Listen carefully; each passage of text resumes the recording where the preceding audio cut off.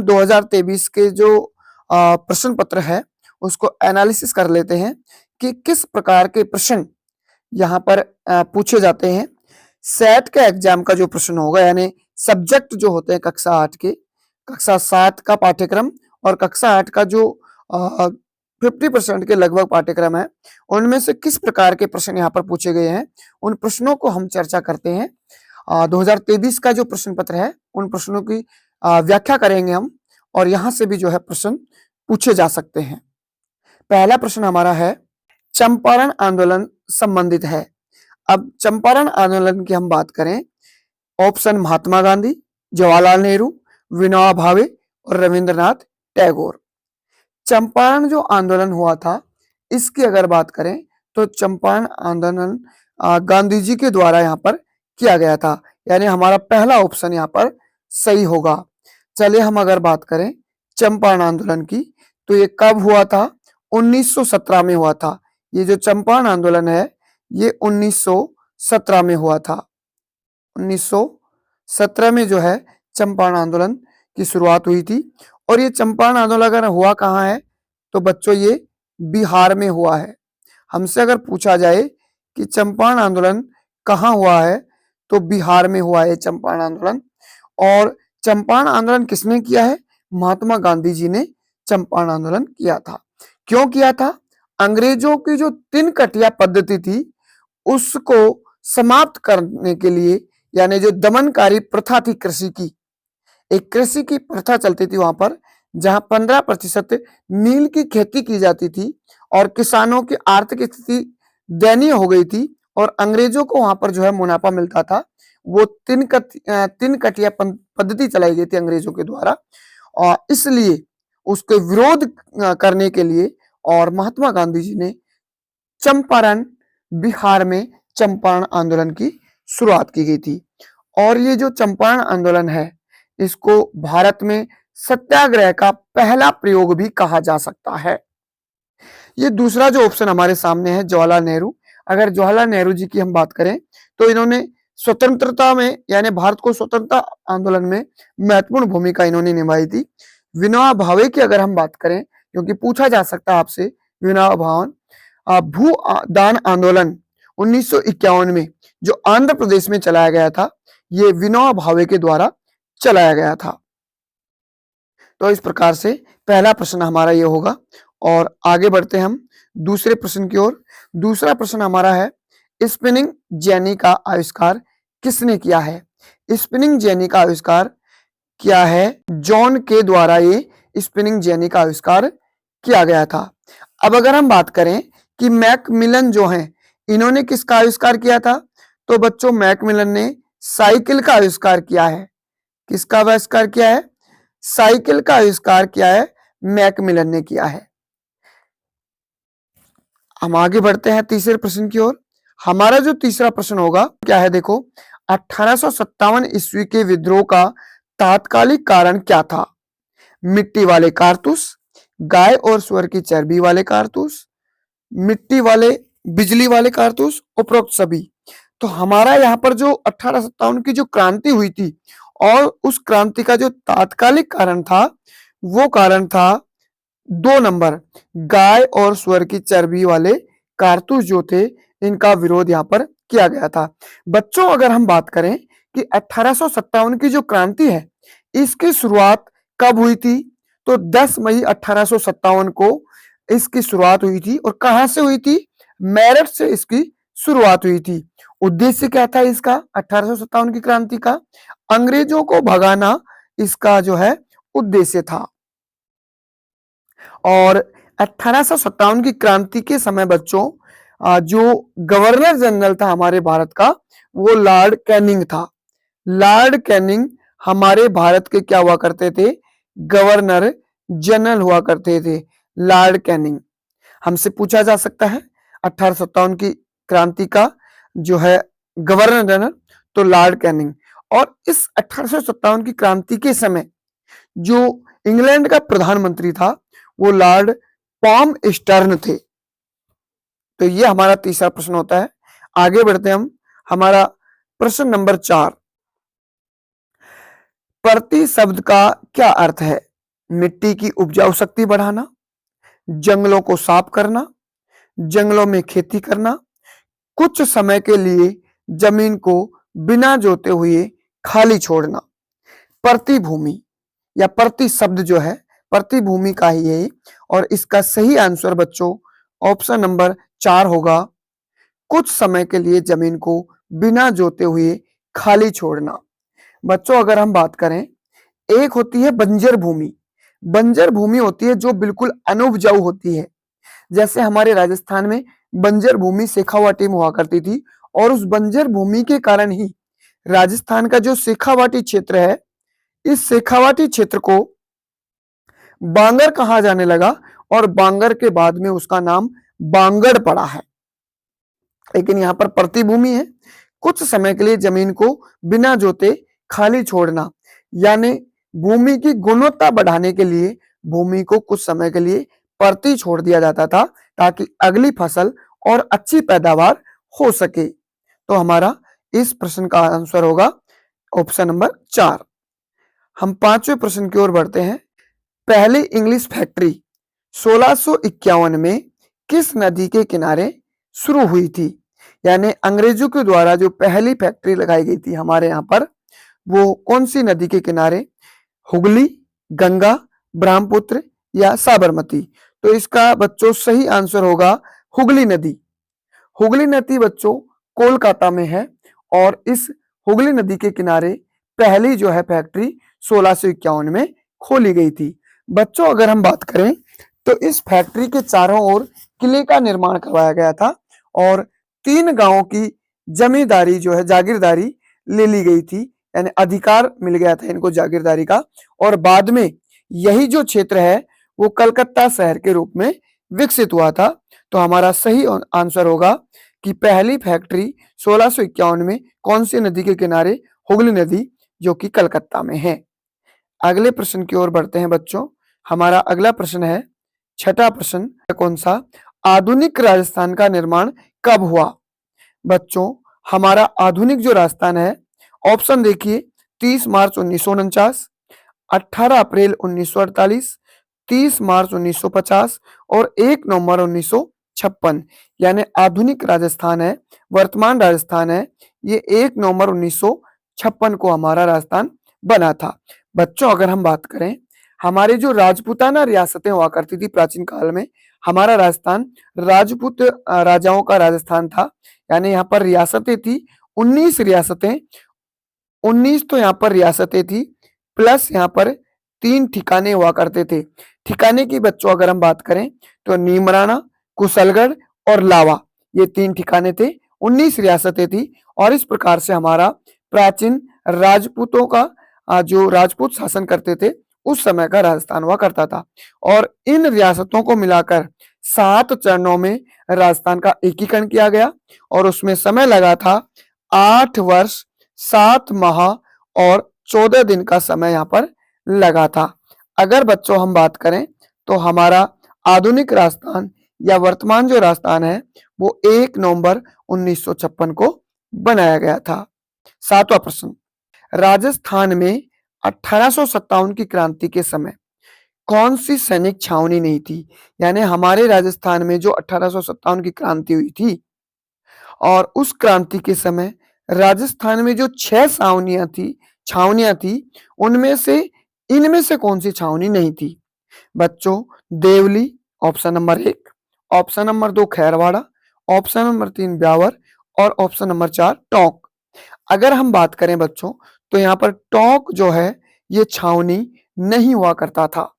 अगर बच्चों हम बात करें कि हमारे राजस्थान की जो 6 छावनियां थी, number 1 Beawar, number 2 Deoli, number 3 Kherwara, इसके बाद में नसीराबाद हुआ करता था, इसके बाद में ब्यावर हुआ करता था, इसके बाद में नीमच हुआ करता था। इस प्रकार से ये 6 छावनियां हुआ करती थी। नीमच जो वर्तमान में मध्य प्रदेश में है और इसके बाद में अगर हम बात करें खैरवाड़ा उदयपुर जिले में है, देवली टोंक में है, ब्यावर और नसीराबाद अजमेर में है। इस प्रकार से और एक एरनपुरा छावनी हुआ करती थी वो पाली में है। ये 6 छावनियां हमारे राजस्थान में थी। राजस्थान में अगर हम बात करें बच्चों कि कौन सी छावनी में सबसे पहले क्रांति हुई थी, तो नसीराबाद छावनी में सर्वप्रथम जो है क्रांति हुई थी और वो क्रांति 18 मई को हमारे राजस्थान में प्रारंभ हुई थी। चलो बच्चों अगले प्रश्न की ओर हम बढ़ते हैं। तो बच्चों हमारा जो अगला प्रश्न होगा वो है प्रश्न नंबर 8, जनसंख्या 2011 के तहत। तो देखिए बच्चों, सर्वाधिक और न्यूनतम जो लिंगानुपात वाले जिले हैं हमारे राजस्थान के, अगर 2011 के अनुसार लिंगानुपात की बात करें तो 928 लिंगानुपात था, जबकि हमारे भारत का जो लिंगानुपात था वो बच्चों 943 था। हम भारत का लिंगानुपात से, हमारा राष्ट्रीय लिंगानुपात से राजस्थान का लिंगानुपात कम था। हम सर्वाधिक और न्यूनतम की बच्चों अगर हम बात करें तो सबसे ज्यादा लिंगानुपात डूंगरपुर जिले का है और सबसे कम है धौलपुर का। तो सही हमारा जो ऑप्शन होगा वो होगा ऑप्शन नंबर 3, सर्वाधिक लिंगानुपात डूंगरपुर और न्यूनतम धौलपुर जिले का लिंगानुपात है। अगर बच्चों हम बात करें कि बाल लिंगानुपात जो 0 से 6 बच्चों का जो है वो 888 है, हमारे राजस्थान का लिंगानुपात है। तो हमारा इस प्रश्न का उत्तर होगा ऑप्शन नंबर 3। अगले प्रश्न की ओर बढ़ते हैं बच्चों। अगला प्रश्न हमारा है, सूती वस्त्र उद्योग की पहली मिल की स्थापना राजस्थान में कहाँ हुई थी? Option number 1 Gulabpura Bhilwara, option number 2 Sanganer Jaipur, option number 3 Bagru Jaipur और ऑप्शन नंबर 4 है हमारा ब्यावर अजमेर। बच्चों इसका सही उत्तर होगा ब्यावर अजमेर। ब्यावर अजमेर में हमारे राजस्थान में पहली सूती वस्त्र मिल की स्थापना की गई थी, जिसका नाम था दी कृष्णा मिल्स लिमिटेड। बच्चों उसका नाम था दी कृष्णा मिल्स लिमिटेड और इसकी स्थापना हुई थी 1889 में। और स्थापना किसने की थी पहली सूती वस्त्र मिल ब्यावर अजमेर की? तो सेठ दामोदर दास और कर्नल डिक्सन के द्वारा इसकी स्थापना की गई थी। अगले प्रश्न की ओर हम बढ़ते हैं। अगला प्रश्न बच्चों हमारा है, और क्या प्रश्न है देखिए, चंदेरिया सीसा जस्ता शोधक संयंत्र किस जिले में स्थित है? बच्चों चंदेरिया सीसा जस्ता जुड़वा खनिज है और इस जुड़वा खनिज का जो संयंत्र है, शोधक संयंत्र, ये चंदेरिया में है और एक दूसरा है देबारी में। हमारे राजस्थान में 2 सीसा शोधक संयंत्र हैं, एक है देबारी उदयपुर जिले में है और एक है चंदेरिया जो कि बच्चों चित्तौड़गढ़ जिले में स्थित है। जैसे चंदेरिया जैसे चित्तौड़गढ़, देबारी उदयपुर में है। और ये सीसा जस्ता की अगर हम बात करें बच्चों तो सबसे ज्यादा उदयपुर जिले में सीसे जस्ते का उत्पादन होता है और इसकी एक प्रमुख खान है वो है जावर की खान, जो कि कहां पर है? उदयपुर जिले में ही है। सबसे प्रसिद्ध खान है जावर की खान, जो संयुक्त रूप से सीसा जस्ता का उत्पादन होता है।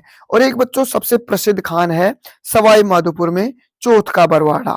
तो आपको देखना है कि चंदेरिया चित्तौड़गढ़ में है, देबारी उदयपुर में है, सीसा जस्ता जुड़वा खनिज है। अगले प्रश्न की ओर हम बढ़ते हैं बच्चों। अगला प्रश्न हमारा है, कौन से मौलिक अधिकार में 14 वर्ष से कम उम्र के बच्चों को मजदूरी पर रखना कानूनन अपराध है? अधिकार था तो देखो, पहला ऑप्शन हमारे सामने है जनता का अधिकार, दूसरा स्वतंत्रता का अधिकार, तीसरा शोषण के विरुद्ध अधिकार और धार्मिक स्वतंत्रता। यहाँ पर शोषण का विरुद्ध अधिकार हमारा उत्तर सही होगा बच्चों, क्योंकि 14 वर्ष से कम वर्ष के जो बच्चे हैं उनको हम बाल श्रम के अंतर्गत रखते हैं और बाल श्रम कानूनन अपराध है। तो हमारा सही आंसर होगा शोषण के विरुद्ध अधिकार। हमारा अगला प्रश्न है बच्चों, राज्यसभा में निर्वाचित सदस्यों की संख्या होती है? बच्चों राज्यसभा और लोकसभा 2 सदन होते हैं संसद के। राज्यसभा में जो निर्वाचित सदस्य हैं उनकी अगर हम बच्चों बात करें तो यहां पर 245 सदस्य होते हैं, सही है।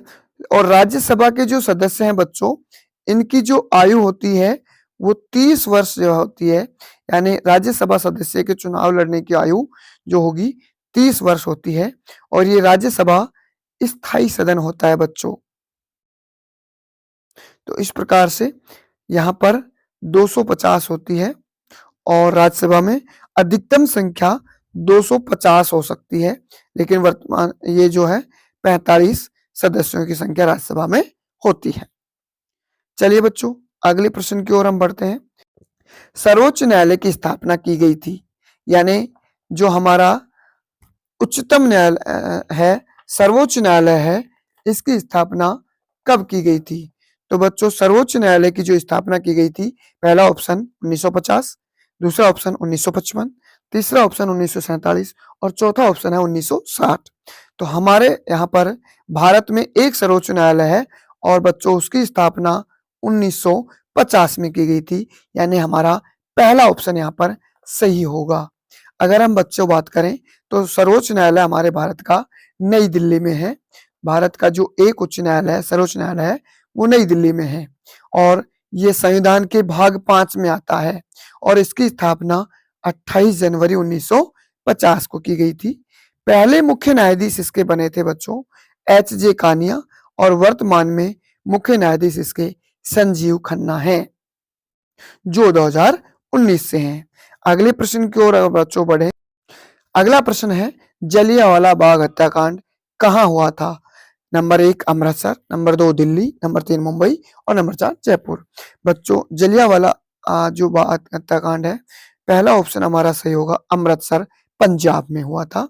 और अगर इसकी बात करें तो यहाँ 13 अप्रैल 1919 को क्यों हुआ था ये? डॉक्टर सतपाल और डॉक्टर सैफुद्दीन किचलू की गिरफ्तारी यहाँ पर हो गई थी और उसमें एक सभा की गई थी उसके विरोध में और उस सभा पर जनरल डायर ने गोलियां चला दी गई थी, इसलिए इसको जलियांवाला हत्याकांड जो है कहा जाता है। ये अमृतसर हमारा सही उत्तर होगा। अगले प्रश्न की ओर बढ़ते हैं बच्चों। बायोगैस मिश्रण, बायोगैस मिश्रण की अगर हम बच्चों बात करें तो सीधा सा हमारा तीसरा ऑप्शन होगा, मीथेन और कार्बन डाइऑक्साइड जो है ये बायोगैस मिश्रण है। अगले प्रश्न की ओर हम बढ़ते हैं। रेशम कीटों का वाणिज्यिक पालन कहलाता है। बच्चों, जो रेशम कीट हैं इनका जो वाणिज्यिक पालन है इसके ये क्या कहलाता है? अगर इसकी हम बात करें तो रेशम कीट, पहला ऑप्शन विटिकल्चर, दूसरा हॉर्टिकल्चर, तीसरा पिशीकल्चर और चौथा ऑप्शन है सेरिकल्चर। रेशम कीटों का जो पालन है ये बच्चों सेरिकल्चर कहलाता है। सीधा सा याद रखना, से एक की मात्रा और रेशम में एक की मात्रा, सेरिकल्चर रेशम कीट। ठीक। अगर हम बच्चों बात करें हॉर्टिकल्चर तो बागवानी होगी। अगर हम बात करें बच्चों विटिकल्चर तो अंगूर की खेती और बच्चों बात करें पिशीकल्चर तो मत्स्य पालन। इसी प्रकार से बच्चों एपीकल्चर है, मधुमक्खी पालन होता है। आपको ये भी एक्स्ट्रा में याद रखने हैं। चलो बच्चों, अगला प्रश्न हमारा होगा, अनवीनीकरण संसाधन का उदाहरण। बच्चों, अनवीनीकरण संसाधन के उदाहरण की अगर हम बात करें तो यहाँ पर नंबर 1 कोयला, नंबर 2 प्राकृतिक गैस, नंबर 3 पेट्रोलियम और नंबर 4 उपरोक्त सभी। तो हमारा सही उत्तर होगा उपरोक्त सभी, यानी कोयला भी अनवीनीकरण है, पेट्रोलियम भी अनवीनीकरण है और प्राकृतिक गैस भी अनवीनीकरण। बच्चों, अनवीनीकरण वह होता है जिसको दोबारा से हम उपयोग में नहीं ले सकते, दोबारा से काम नहीं आ सकता, जिसका नवीनीकरण नहीं किया जा सकता। अगला प्रश्न हमारा बच्चों होगा और ये रहा अगला प्रश्न, भूपृष्ठ के कुल क्षेत्रफल का लगभग कितना प्रतिशत भाग भूमि है? बच्चों, हमारा जो भूपृष्ठ है इसका लगभग कितना प्रतिशत भाग है जो भूमि है और कितने प्रतिशत भाग पर जल पाया जाता है? तो बच्चों, यहाँ पर लगभग 31% भाग, 30% भाग है जहां भूमि है, यानी सही मायने में 29.2% भाग होता है जहां भूमि होती है। तो यहाँ तीसरा ऑप्शन हमारा सही होगा, लगभग 30% भाग पर भूमि है और बच्चों लगभग 70% भाग पर यहाँ पर हमारी पृथ्वी पर जल पाया जाता है। अगले प्रश्न की ओर हम बढ़ते हैं। अगला प्रश्न हमारा ये रहा, अभिलेखागार में रखे जाते हैं, यानी अभिलेखागार में क्या रखे जाते हैं? बच्चों, पहला ऑप्शन है पुराने दस्तावेज और पांडुलिपियां, युद्ध के में काम आने वाले हथियार, अनाज को भंडारित करने के लिए और राज्यों के खजाने। बच्चों यहाँ पर अभिलेखागार में रखे जाते हैं पुराने दस्तावेज और पांडुलिपियां। तो हमारा पहला ऑप्शन यहाँ पर सही हो जाएगा बच्चों कि अभिलेखागार में पुराने दस्तावेज और पांडुलिपियां रखी जाती हैं। अगले प्रश्न की ओर हम बच्चों बढ़ते हैं। तो अगला प्रश्न हमारा ये रहा, चहमान यानी चौहान वंश का सबसे प्रसिद्ध शासक। बच्चों हमारा चौहान वंश अजमेर राज्य में स्थापित हुआ था और अजमेर में यानी चौहान वंश जो था, चौहान वंश का सबसे प्रतापी सबसे प्रसिद्ध शासक जो था बच्चों पृथ्वीराज तृतीय हुआ करता था। अगर बच्चों पृथ्वीराज तृतीय की हम बात करें तो आपको याद आ रहा होगा तराइन का युद्ध। तराइन का पहला प्रथम युद्ध था 1191 में, जिसमें पृथ्वीराज तृतीय ने मोहम्मद गोरी को हराया था। और बच्चों 1192 में तराइन का द्वितीय युद्ध हुआ था, जिसमें जो है पृथ्वीराज तृतीय मोहम्मद गोरी के हाथों पराजित हो गए थे और इस हार के कारण भारत पर इस्लामी विजय का ऐतिहासिक घटना हुई थी। तो प्रसिद्ध शासक यहाँ पर हमारा जो है चौहान वंश का पृथ्वीराज तृतीय हमारा सही आंसर होगा। अगला बच्चों हमारा प्रश्न है और प्रश्न ये रहा, भारत के प्रधानमंत्री स्वतंत्रता दिवस पर कहां से राष्ट्र को संबोधित करते हैं? India gate Mumbai, Lal Qila Delhi, Kumbhalgarh Rajasthan, Srinagar Jammu Kashmir. तो बच्चों इसका अगर हमारा सही आंसर होगा तो दूसरा आंसर सही होगा लाल किला दिल्ली। यानी प्रधानमंत्री जी स्वतंत्रता दिवस, बच्चों स्वतंत्रता दिवस कब मनाया जाता है?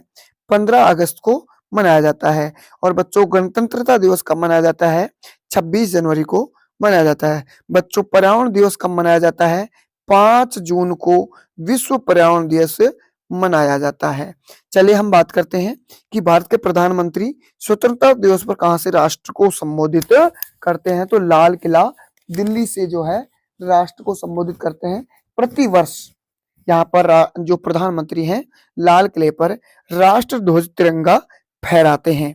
पहली बार 15 अगस्त 1947 को तिरंगा यहाँ पर राष्ट्रध्वज पहनाया गया था और अब तक अगर बच्चों बात करें तो सबसे ज्यादा बार जवाहरलाल नेहरू जो पहले भारत के प्रधानमंत्री थे, उन्होंने 17 बार राष्ट्र ध्वज जो है लाल किले पर पहनाया है और 16 बार इंदिरा गांधी जी ने। और वर्तमान में हमारे जो प्रधानमंत्री जी हैं नरेंद्र मोदी, इन्होंने 11वीं बार जो है 2024 में जो है स्वतंत्रता दिवस के मौके पर राष्ट्र ध्वज तिरंगा लाल किले पर फहराकर राष्ट्र को संबोधित किया था। अगले प्रश्न की ओर बढ़ते हैं बच्चों, सोमनाथ मंदिर किस राज्य में स्थित है? सोमनाथ मंदिर की बच्चों अगर हम बात करें तो पहला ऑप्शन हमारा हिमाचल प्रदेश, दूसरा राजस्थान, तीसरा केरल और चौथा गुजरात। अगर बच्चों हम बात करें तो सोमनाथ का मंदिर है गुजरात राज्य में है, जो हमारा राजस्थान का पड़ोसी राज्य है। राजस्थान जो ये मान लीजिए इस प्रकार से राजस्थान है, तो ये दक्षिण पश्चिम दिशा में आता है गुजरात और यहाँ पर सोमनाथ का मंदिर है। बच्चों इसी प्रकार से हमारे यहाँ पर डूंगरपुर जिले में एक मंदिर है और वो मंदिर है देव सोमनाथ का मंदिर, डूंगरपुर जिले में है। ये जो सोमनाथ का मंदिर है हमसे पूछा जा सकता है परीक्षा में, क्योंकि 19 जनवरी को हमारी जो परीक्षा होगी यहाँ से संबंधित प्रश्न आ सकते हैं। तो ये सोमनाथ मंदिर भगवान शिव के लिए प्रसिद्ध था और हिंदू धर्म का प्रमुख है ये। और 1025 में यहाँ पर महमूद गजनवी ने तुड़वा दिया था, यानी इस मंदिर को नष्ट करवा दिया था बच्चों। इसके बाद में गुजरात के जो राजा थे भीम, इन्होंने इस सोमनाथ मंदिर का पुनर्निर्माण करवाया था। अगले प्रश्न की ओर हम बढ़ते हैं बच्चों और अगला प्रश्न हमारा ये है, रामचरितमानस के लेखक कौन थे? Number 1 Gandhi ji, number 2 Tulsidas, number 3 Nanak Dev, number 4 Ramanand. बच्चों रामचरितमानस के लेखक तुलसीदास थे। अगर हम तुलसीदास जिन्होंने रामचरितमानस लिखा था, रामचरितमानस का प्रमुख जो पात्र है बच्चों वो श्री राम थे और रामचरितमानस बच्चों अवधी भाषा में लिखा हुआ ग्रंथ है। अवधी भाषा में लिखी हुई ग्रंथ है, पुस्तक है। अगले प्रश्न की ओर बढ़ते हैं बच्चों और अगला प्रश्न हमारा है, आदिवासियों का मसीहा और बांगड़ का गांधी उपनाम से निम्न में से किसे जाना जाता है? ऑप्शन नंबर 1 नाना भाई खाट, ऑप्शन नंबर 2 गोकुल भाई भट्ट, तीसरा ऑप्शन हमारा होगा मामा बालेश्वर दयाल और चौथा ऑप्शन होगा भोगीलाल पांड्या। बच्चों यहाँ ये प्रश्न जो है 2023 के एग्जाम में पूछे गए थे और सेम इसी प्रकार के प्रश्न हमारे यहाँ पर आने वाले हैं। अगर बच्चों हम इसका सही आंसर की बात करें तो आदिवासियों का मसीहा, आदिवासियों का क्षेत्र राजस्थान में दक्षिणी राजस्थान था, डूंगरपुर बांसवाड़ा। और बागड़ का गांधी, बच्चों बागड़ भी डूंगरपुर बांसवाड़ा कहा जाता है, जबकि बांगड़ ये इस प्रकार से होगा बच्चों, बांगड़ जो बिंदी लगी हुई है ऊपर वो शेखावाटी क्षेत्र है बच्चों, जबकि वागड़ वागड़ है डूंगरपुर बांसवाड़ा राजस्थान का दक्षिणी भाग है। यहाँ पर वागड़ के गांधी और आदिवासियों का मसीहा, सही उत्तर होगा हमारा ऑप्शन नंबर 4 भोगीलाल पांड्या जो है। और ये बच्चों भोगीलाल पांड्या डूंगरपुर के स्वतंत्रता सेनानी थे। अगले प्रश्न पर की ओर चलते हैं। अगला प्रश्न बच्चों ये रहा हमारा, खरीफ की फसल है। बच्चों हमारे राजस्थान में या हमारे फसलों की अगर हम बात करें मोस्टली राजस्थान में, तो राजस्थान में 3 प्रकार की फसलें होती हैं।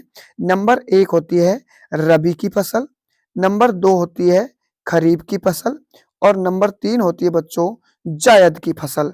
आपसे पूछा जा सकता है फसलें कितनी प्रकार की है राजस्थान में बोई जाती हैं, तो 3 प्रकार की, रबी खरीफ और जायद। रबी की फसल की बात करें तो बच्चों इसको ऊनालू कहा जाता है, ऊनालू। और ये रबी की फसल जो है ये अक्टूबर नवंबर में बोई जाती है और मार्च अप्रैल में बच्चों काट ली जाती है। अगर रबी की फसल में बच्चों मुख्य फसलें बात करें, जैसे अभी जो रबी की फसल बोई गई है, गेहूं है, जौ है, सरसों है, चना है, मटर है और मसूर है। मसूर की दाल भी बच्चों जो है इस समय, और मसूर की दाल सबसे ज्यादा भरतपुर क्षेत्र में होती है और ये रबी की जो है दालें हैं, रबी में बोई जाती है। दूसरी बच्चों फसल की बात करें, खरीफ की फसल। खरीफ की फसल बच्चों जिसको स्यालू भी कहा जाता है और ये जुलाई में बोई जाती है और अक्टूबर में लगभग काट ली जाती है। जुलाई में जैसे ही बारिश का शुरू होता है, बारिश आना, उस समय बाजरे की फसल यानी खरीफ की फसल, मोस्टली ये मानसून पर आधारित फसल है बच्चों। और इसमें खरीफ की फसलों में मुख्यतः बाजरा है, मक्का है, मूंगफली है, सोयाबीन है और चावल है बच्चों। तो इस प्रकार से, और तीसरी फसल हमारी जायद फसल है जिसमें मोस्टली सब्जियां वगैरह उगाई जाती हैं। देखिए बच्चों यहाँ पर अगर खरीफ में बात करें तो गेहूं, सरसों और चना ये रबी में आएगा और चावल जो है हमारा ये आता है खरीफ की फसल में। तो हमारा चौथा ऑप्शन यहाँ पर सही हो जाएगा। अगले प्रश्न की ओर बढ़ते हैं बच्चों। हमारा जो अगला प्रश्न होगा, विजय स्तंभ का निर्माण किसने करवाया? और विजय स्तंभ की अगर बच्चों बात करें तो विजय स्तंभ का निर्माण महाराणा कुंभा ने करवाया था। बच्चों अगर विजय स्तंभ की बात करें तो विजय स्तंभ चित्तौड़गढ़ जिले में है। कहां पर है ये? चित्तौड़गढ़ जिले में है विजय स्तंभ। अगर हम बात करें कि इसके वास्तुकार कौन थे, तो राव जैता जो है इसके वास्तुकार थे। और ये जो विजय स्तंभ महाराणा कुंभा ने बनवाया था, ये सारंगपुर युद्ध के पश्चात बनाया गया था। विजय जो सारंगपुर युद्ध विजय हुई थी उसके पश्चात, उसके उपलक्ष्य में ये बनाया गया था। चलो बच्चों अगला हमारा प्रश्न है, और अगला प्रश्न देखो, राजस्थान का राज्य पक्षी कौन है? ये तो सभी बच्चे बता सकते हैं, मोर, कबूतर, सारस, गोडावन। बच्चों इसको आप सब जानते हैं कि हमारा राजकीय पक्षी है गोडावन है। और राजकीय पक्षी जो हमारा बच्चों गोडावन है, विश्व में केवल हमारे राजस्थान में पाया जाता है। एकदम दुर्लभ पक्षी है, एकमात्र हमारे राजस्थान में ये पाया जाता है गोडाउन पक्षी। तो बता दीजिए बच्चों राजस्थान का राज्य पशु क्या है? तो बच्चों राज्य पशु है चिंकारा। राज्य पशु कौन है? चिंकारा। और अब ऊंट को भी जो है राज्य पशु घोषित कर दिया गया है, लेकिन वो हमारे पालतू पशुओं में है और ये चिंकारा है जो जो हमारे वन्य जीव श्रेणी में चिंकारा है, तो राज्य पशु है बच्चों। चलो बच्चों अगले प्रश्न पे चलते हैं अपन। मुख्यमंत्री व अन्य मंत्रियों की नियुक्ति कौन करता है? बच्चों विधायक, राज्यपाल, जनता और उच्च न्यायालय के न्यायाधीश। यानी बच्चों मुख्यमंत्री और अन्य मंत्रियों की नियुक्ति हमारे राज्यों में राज्यपाल करते हैं। तो हमारा दूसरा ऑप्शन यहाँ पर सही होगा बच्चों, राज्यपाल। अगर हम बात करें बच्चों, राज्यपाल कार्यपालिका का प्रमुख होता है। हम अगर राज्यपाल की बात करें तो हमारे संविधान के अनुच्छेद 153 में प्रत्येक राज्य में एक राज्यपाल होगा, ये बताया गया है। हमारे राजस्थान के जो प्रथम राज्यपाल थे बच्चों, वो थे गुरुमुख निहाल सिंह, जो 1956 में हमारे राजस्थान के पहले राज्यपाल बने थे, जब हमारा वर्तमान राजस्थान बना था। और बच्चों वर्तमान में हमारा राजस्थान का जो राज्यपाल हैं, क्योंकि आपसे पूछा जा सकता है, वो हैं श्री हरिभाऊ किशन राव वागड़े। यानी बच्चों हमारे वर्तमान राजस्थान के जो राज्यपाल हैं वो कौन है, अगर हम बात करें तो हरिभाऊ वागड़े, याद रखना, हरिभाऊ हरिभाऊ वागड़े। और ये हरिभाऊ वागड़े जो हैं, ये बच्चों 2024 में जुलाई में बनाए गए थे हमारे राजस्थान के राज्यपाल, और ये महाराष्ट्र के रहने वाले हैं। चलो अगले प्रश्न की ओर बढ़ते हैं बच्चों। हमारा अगला प्रश्न देखिए, ये रहा, भारत में मताधिकार की न्यूनतम आयु, यानी बच्चों हम जब वोट डालते हैं तो वोट डालने के लिए कितने वर्ष की आयु, यानी कितने वर्ष का जो है व्यक्ति हमारे यहाँ पर मत का अधिकार यानी वोट डाल सकता है, न्यूनतम कितनी आयु होनी चाहिए, 12 वर्ष, 21 वर्ष, 25 वर्ष और 18 वर्ष। तो इसका सही आंसर होगा बच्चों 18 वर्ष। यानी हमारे यहाँ पर 18 वर्ष का व्यक्ति, बच्चा, बालक जो है अपने मत का अधिकार प्राप्त कर लेता है, यानी चुनाव में अपना वोट डाल सकता है। अगर हम बच्चों बात करें, इसकी पहले 21 वर्ष आयु हुआ करती थी मताधिकार की, लेकिन हमारे संविधान संशोधन में 61वां संविधान संशोधन हुआ था 1988 में, जब क्या किया गया, इस 21 वर्ष से घटाकर और कितनी कर दी गई, 18 वर्ष जो है कर दी गई, जो वर्तमान में वोट डालने की आयु कितनी है बच्चों, 18 वर्ष है। और बच्चों अगर हम बात करें शादी की आयु, तो लड़के की 21 वर्ष और पहले लड़की की 18 होती थी, जो वर्तमान में 21 वर्ष हो गई है। अगला प्रश्न बच्चों हमारा है, निम्नलिखित में से कौन सा संचार का साधन है। बच्चों संचार का साधन, रेडियो, टेलीविजन, अखबार, उपयुक्त सभी। तो हमारा यहाँ पर सही आंसर होगा उपयुक्त सभी। ये सभी हमारे संचार के साधन है बच्चों। अगले प्रश्न की ओर बढ़ते हैं बच्चों। हमारा अगला प्रश्न है ये, विश्व की सबसे गहरी खान किस महाद्वीप में है। बच्चों यहाँ पर महाद्वीपों से प्रश्न पूछा गया है कि कौन से महाद्वीप में विश्व की सबसे गहरी जो खान है वो है। तो बच्चों यहाँ पर अगर हम बात करें विश्व की, नंबर 1 एशिया, नंबर 2 दक्षिण अफ्रीका, नंबर 3 यूरोप और नंबर 4 दक्षिण अमेरिका। यहाँ पर अगर हम बच्चों बात करें तो विश्व की सबसे गहरी खान दक्षिणी अफ्रीका में है, और ये सोने की खान है बच्चों।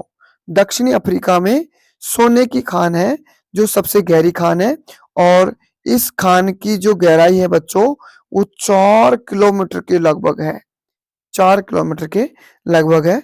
तो विश्व की सबसे गहरी खान है ये दक्षिण अफ्रीका में सोने की खान है। अगला प्रश्न बच्चों हमारा, रेडियो तरंगे किस मंडल में होती हैं। हमारा जो वायुमंडल है, और वायुमंडल की 5 परतें होती हैं बच्चों।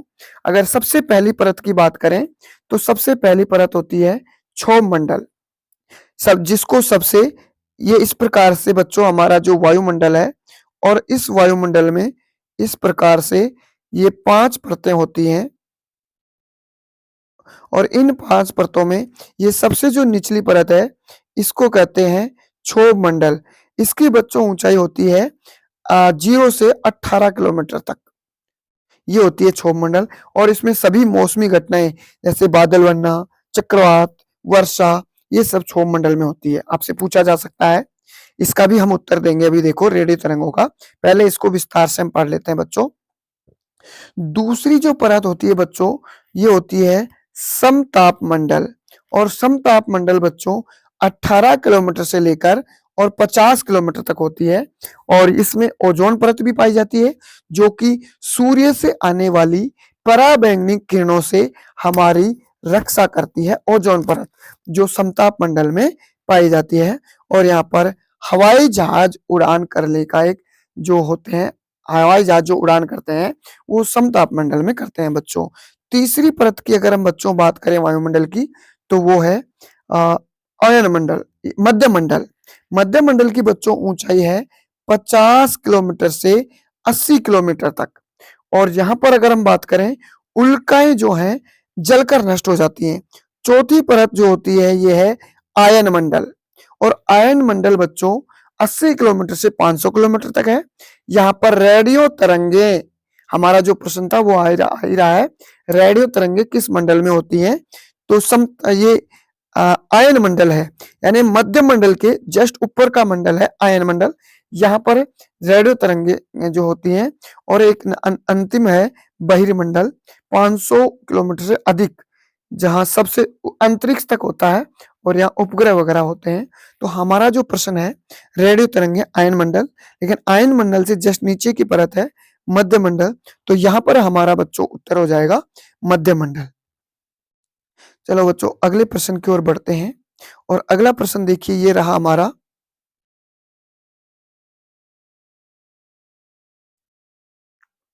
भूकंप की तीव्रता मापने की इकाई क्या है? बच्चों जब भूकंप आता है, हमारी पृथ्वी कंपन करने लगती है, हिलने लगती है, जिसे हम भूकंप कहते हैं। और भूकंप को मापने का जो यंत्र है वो होता है रिक्टर स्केल। हमारे पहला ऑप्शन सही होगा। भूकंप की तीव्रता मापने की जो इकाई है वो रिक्टर स्केल होती है। लेकिन बच्चों भूकंप मापी की अगर हम बात करें कि भूकंप मापी क्या है, तो भूकंप मापी क्या होती है? ये भूकंप मापने का यंत्र है जिसे सीस्मोग्राफ कहते हैं या सीस्मोमीटर कहते हैं। हाइग्रोमीटर क्या होता है बच्चों? हाइग्रोमीटर होता है आर्द्रता मापने का यंत्र। यानी आर्द्रता क्या है? वायु में उपस्थित जल वाष्प की जो मात्रा है उसको आर्द्रता कहा जाता है। और आर्द्रता मापने का जो यंत्र है बच्चों वो क्या है? हाइग्रोमीटर है। बैरोमीटर की अगर हम बच्चों बात करें, तो वायु दाब को मापने का यंत्र क्या है? बैरोमीटर है। आपसे बच्चों पूछा जा सकता है, जैसे भूकंप मापने की जो इकाई है या यंत्र है रिक्टर स्केल है, और भूकंप मापी यंत्र है सिस्मोग्राफ है, हाइग्रोमीटर है बच्चों आर्द्रता मापी है, और बैरोमीटर है वो जो क्या है? वायुदाब मापी है। चलो बच्चों अगले प्रश्न की ओर बढ़ते हैं। विश्व पर्यावरण दिवस बच्चों 5 जून को विश्व पर्यावरण दिवस मनाया जाता है।